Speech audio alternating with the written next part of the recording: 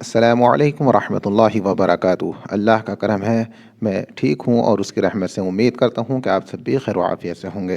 ناظرین، کچھ بھائی لوگوں کا یہ کہنا ہے کہ ہمارے کاروبار میں بندش کسی نے کر دی ہے، ہمارا کاروبار نہیں چلتا اور ہم بہت پریشان ہیں۔ ہمارا کاروبار بالکل صحیح چلتا تھا، لیکن پتہ نہیں کچھ وقت سے یعنی کچھ مہینوں سے ہمارا کاروبار بالکل نہیں چلتا، ٹھپ پڑا ہوا ہے اور ہم کافی پریشانی کی حالت میں ہیں۔ ہمیں کوئی ایسا وظیفہ بتائیں کہ جس سے ہمیں پتہ چل جائے کہ کس نے ہمارے کاروبار میں بندش کی ہے، یا کون ہمارا ایسا دشمن ہے جو ہمارے پیچھے لگا ہوا ہے۔ ناظرین، اس کی چند علامتیں ہو سکتی ہیں، مثلاً کام میں دل نہ لگنا، دکان پر جانے کا دل نہ چاہنا، دکان پر گئے لیکن وہاں بیٹھے بیٹھے سستی آنا، کسی گراہک سے اچھی طرح بات نہ کرنا، اور اسی طرح اور بھی وجوہات ہو سکتی ہیں۔ اگر آپ روزے نماز کے پابند ہیں اور کسی کا حق بھی نہ مارتے ہیں، اس کے باوجود بھی آپ کے ساتھ اگر یہ پریشانی یا پرابلم ہے تو انشاءاللہ میں اس کا حل بتاؤں گا۔ بہت سے حسد کرنے والے ایسے ہوتے ہیں جو اس طرح حسد کرتے ہیں کہ سامنے والا پھول پھل کم رہا ہے، اس کے بعد اتنی دولت کہاں سے ہے،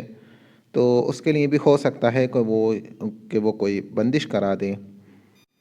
اور وہ بندش کرانے کے لیے مختلف جادوگروں کے پاس جاتے ہیں، تعویذ گنڈے کرنے والوں کے پاس جاتے ہیں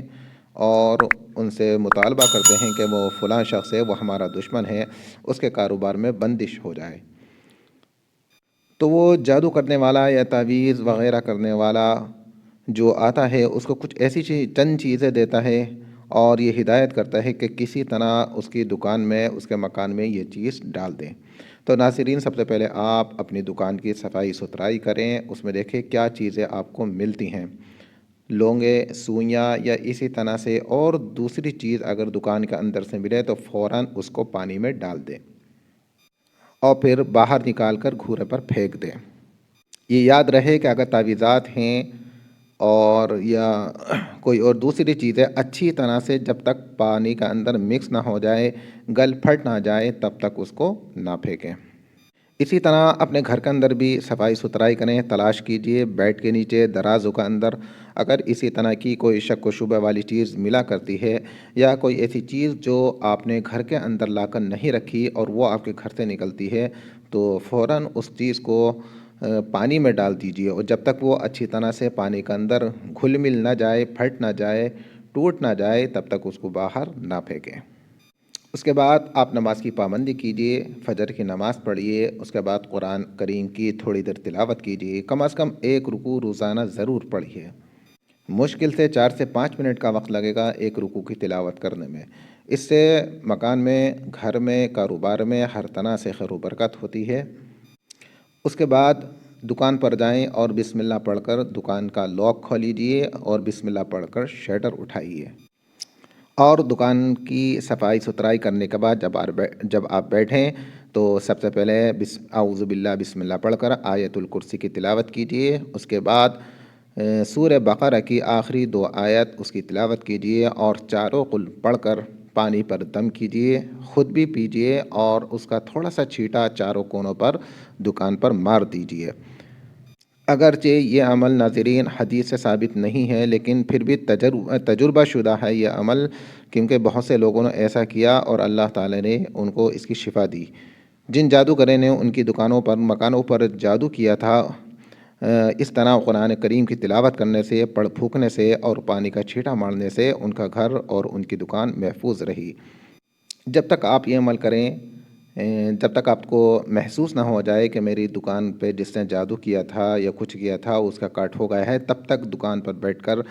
موبائل وغیرہ میں کوئی ایسی فحش چیز نہ دیکھیں، گانے وغیرہ یا کوئی اور دوسری چیز، جب تک آپ عمل کریں۔ دکان پر بیٹھ کر استغفار کی کثرت کیجئے، ایک تسبیح استغفر اللہ العظیم کی ضرور پڑھیے۔ اس کے بعد تیسرا کلمہ ہے سبحان اللہ والحمد للہ ولا الہ الا اللہ واللہ اکبر، اس کی بھی روزانہ کم از کم 100 مرتبہ یعنی ایک تسبیح ضرور پڑھیے۔ اس کے بعد درود شریف پڑھیے اور ہاتھ اٹھا کر یا بغیر ہاتھ اٹھائے اللہ سے دعا کیجئے، یا اللہ جس نے بھی بندش کی ہے، میں اس کے شر سے تیری پناہ چاہتا ہوں، میرے گھر والوں کی، میرے دکان کی، میرے مکان کی، سب کی حفاظت فرما۔ اور پھر ایک مرتبہ یا 3 مرتبہ درود شریف پڑھ کر دعا کو ختم کیجیے۔ انشاءاللہ آپ کی جان کی، مال کی، کاروبار کی، سب کی حفاظت رب ال کہ اللہ تعالیٰ فرمائے گا۔ اپنے لیے بھی دعا کیجیے، تمام امت مسلمہ کی دعا کیجیے، اللہ تعالیٰ ہم سب کی حفاظت فرمائے۔ السلام علیکم ورحمۃ اللہ وبرکاتہ۔